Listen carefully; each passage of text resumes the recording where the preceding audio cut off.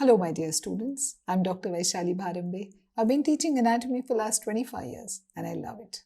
Today, I have come with a very common topic, Adductor Canal, also called Subsartorial Canal or Hunter's Canal, asked very often in exams. Okay, I'll take you to how to remember this and how to understand it. Okay, let's begin. Please keep a packet of color pencils with you and a drawing sheet because I am going to make you draw today. Be prepared. Some questions, let's see if you can answer them. This is an MCQ, following statement about adductor canal is true, and then so on. Read it, see if you understand it, see if you can solve it. Write a note on adductor canal. What is saphenous nerve? Draw and label adductor canal. Questions that are asked very often. But do you really know it? Let's learn it. Right. So what is adductor canal? Adductor canal, let's be practical about our definitions, always, okay? So it's a canal which is somewhat triangular in its cross section, which is extending from upwards from the apex of femoral triangle down to the fifth osseo-aponeurotic opening in adductor magnus. Does this definition make sense to you? A canal which is triangular in cross section, superiorly extending upwards till the apex of femoral triangle, inferiorly extending downwards till the fifth osseo-aponeurotic opening. Okay, so that's the adductor canal, a very simple practical definition. That's where it is. So where is it? It's present in the middle third of the medial side of thigh. So let's study this topic as boundaries, anterolateral wall, posterior wall and roof, apex and the contents. So let's begin by talking about the adductor canal. First, we are going to draw. Why are we going to draw first, students? Because that's what makes you learn the rest of the topic much more easily. Okay, so let's begin. All of you, please start drawing. Right. Students, first draw a section of the thigh. Take a green pen and draw the deep fascia below that. In the center of this section now, draw your femur. Label it by F, femur. Now using your pen, begin to add the intermuscular septa. Remember, from the deep fascia, septa pass inwards getting attached to the femur, dividing this space into anterior, medial and posterior compartments. Now draw the vastus intermedius attached to the femur from the front. Now add the vastus lateralis. See how bulky this muscle is. Okay. Now add your vastus medialis, the rectus femoris. On the medial aspect here, I want you to draw your beautiful but flat Sartorius. In the posterior compartment, the four muscles, the long and short head of biceps, semitendinosus, semimembranosus, and in the medial compartment here, add your adductor longus, your bulky adductor magnus, and the slim and trim gracilis. Now take a green colored chalk and draw a dense segment extending from the floor to the vastus medialis here. The floor is formed by adductor longus and magnus. Draw a sheath extending from here to vastus medialis, and between this sheath and the sartorius now draw your nerve plexus. Can you see a triangle formed here? This triangle is your adductor canal. Taking a red pen, now add your femoral artery to it. Behind that, add your femoral vein to it. On the lateral side, you draw your nerve to vastus medialis, entering into the vastus medialis. Across the femoral artery here is your saphenous nerve, and in the posterior wall here are your anterior and posterior divisions of obturator nerve. Now using your whatever colors you prefer, usually preferably brown, color of your muscles. So color your vastus medialis, adductor longus, adductor magnus and your sartorius. That, my dear students, is a diagram that will take you through adductor canal very well. Okay, so let's keep your color pencils and books away and let's now come back to the lecture. Right. So let's now talk about the boundaries. Okay, the adductor canal is bound by anterolaterally vastus medialis as seen here. The posteriorly or the floor is formed by adductor longus above and adductor magnus below. And the whole canal is covered on the top by vastus by Sartorius. So this is the diagram you drew. Let's put the same information in the diagram now. The Sartorius forms the roof. Below that lies a subsartorial plexus, and here is the fascia extending from the floor formed by adductor longus and magnus to the vastus medialis here. So the floor is, or the posterior wall is formed by adductor longus and adductor magnus.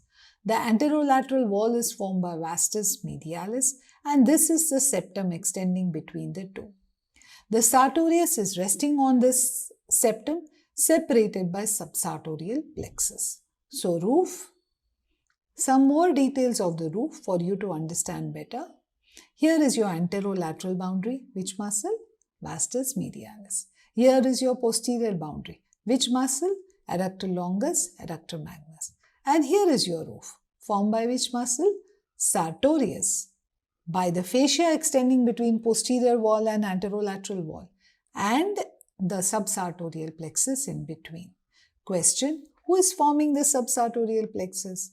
A branch of saphenous nerve, a branch of anterior division of obturator nerve, and a branch of posterior of the medial femoral cutaneous nerve. All these together form the subsartorial plexus, comes as an MCQ. Okay, so that's the roof. Sandwich of sartorius, fascia and subsartorial plexus. Okay. At this point, student, you should know. Anterolateral boundary, which muscle? Vastus lateralis. Posterior boundary, which muscle?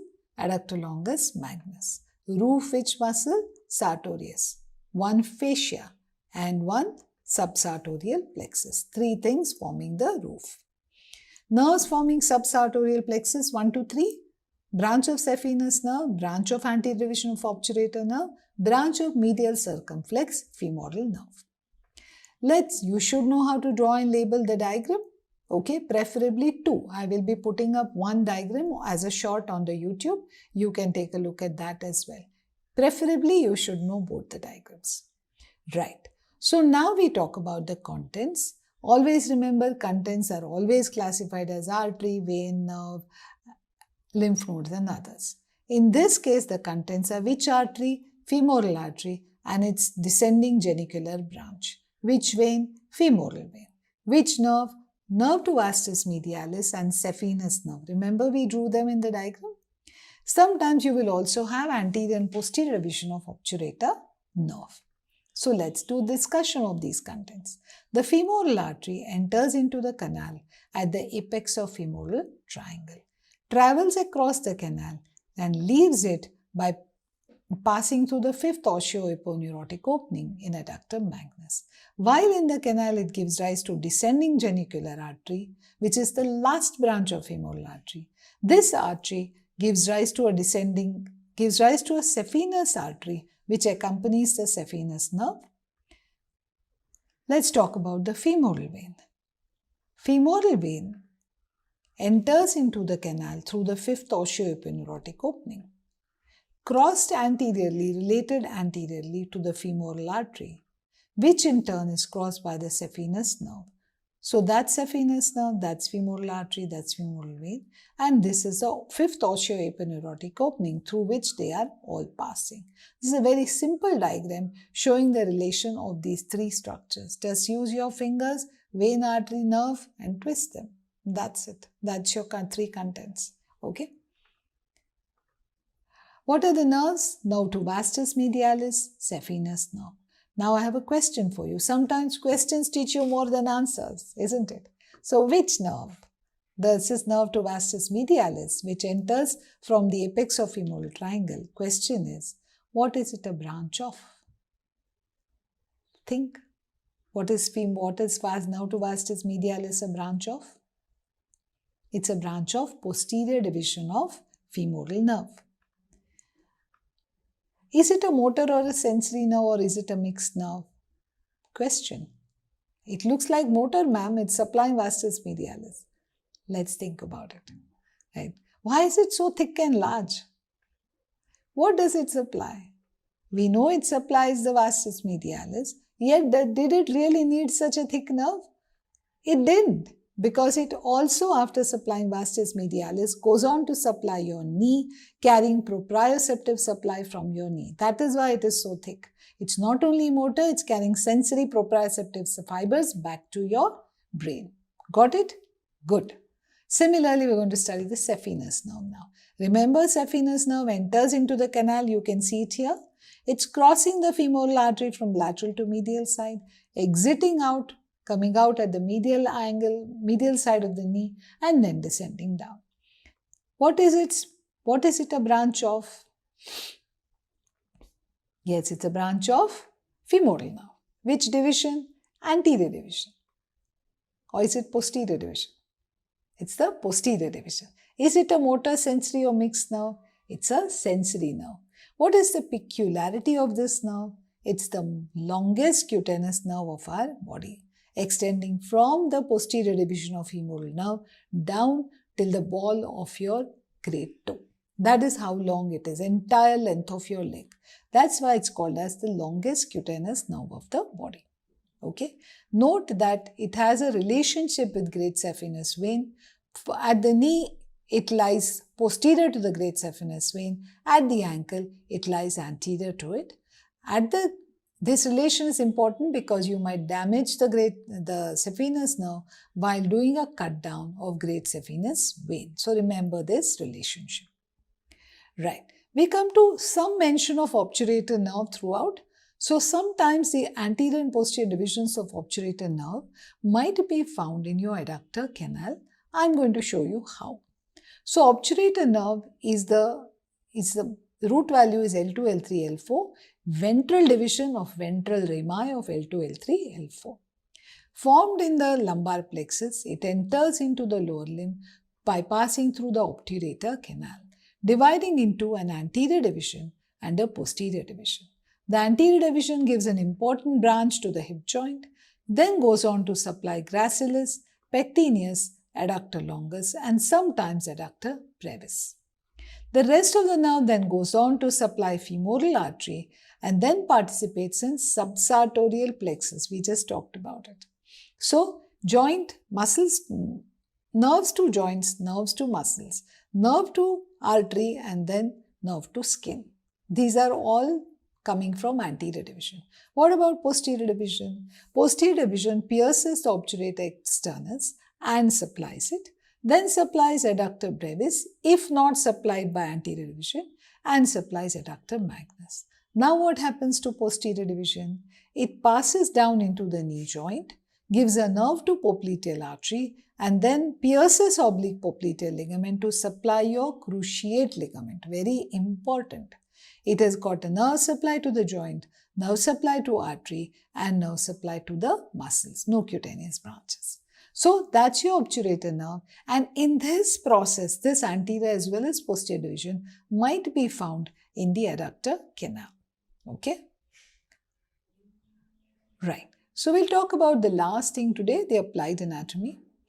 Ligation of femoral artery in case of popliteal artery aneurysm is done in the adductor canal because close to the aneurysm, the artery may be too friable to be tied off.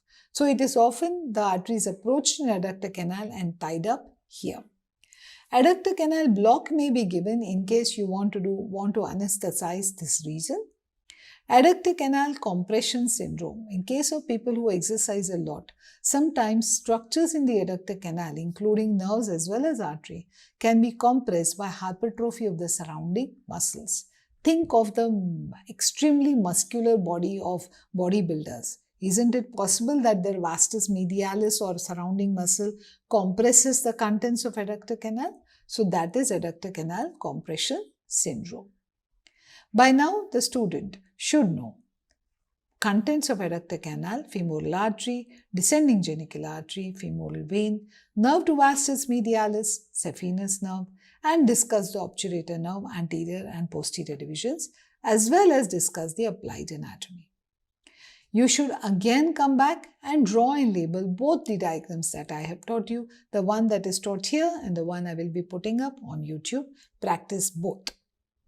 With this, we complete a very simple topic of adductor canal. Okay, revise using diagrams. As you can see here, this is my adductor canal. The roof is formed by Sartorius, Subsartorial, Plexus and Fascia extending between floor and Vastus medialis. The anterolateral wall is formed by Vastus medialis and the posterior wall is formed above by Adductor longus and below by Adductor magnus. The contents are saphenous nerve, femoral artery and vein, nerve to vastus medialis, and sometimes anterior and posterior division of obturator nerve. Please practice this diagram as well. This is the adductor canal containing anterolaterally formed by vastus medialis, posteriorly formed by Adductor longus and magnus, roof formed by Sartorius along with fascia and subsartorial plexus.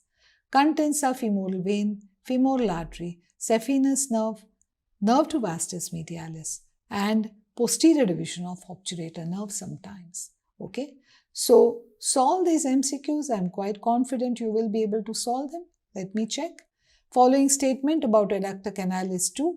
It is proximally continuous with femoral sheath? No. Femoral triangle. It ends distally at a hiatus in adductor magnus muscle? Yes.